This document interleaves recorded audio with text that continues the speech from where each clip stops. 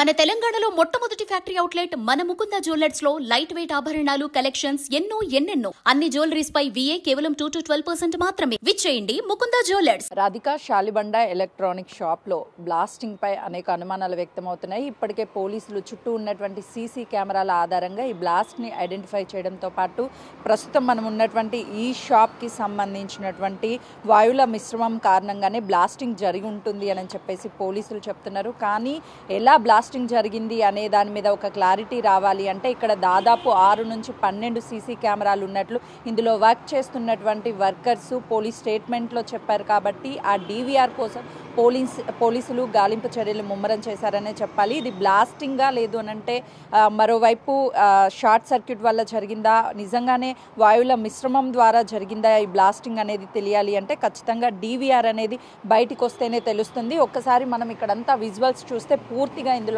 ఉన్నటువంటి ఎలక్ట్రానిక్స్ వస్తువులన్నీ కూడా కాలి బూడిదైపోయింది. కానీ ఆ DVR అనేది ఎక్కడ ఉంది? చుట్టూ 12 సీసీ కెమెరాలు ఉన్నప్పుడు ఆ సీసీ కెమెరాలకు సంబంధించినటువంటి ఆ ఫుటేజ్ అనేది ఆ DVRలో పూర్తిగా కాలిపోయినప్పటికీ లోపల ఉన్నటువంటి చిన్న చిప్ కానీ దొరికితే ఖచ్చితంగా అసలు లోపల బ్లాస్ట్ ఎలా జరిగింది అనేది కూడా ఒక క్లారిటీ వచ్చే అవకాశం ఉంటుంది. కాబట్టి పోలీసులు పూర్తిగా మొదటి నుంచి బిగ్ టీవీ చెప్పే ప్రయత్నం చేస్తుంది.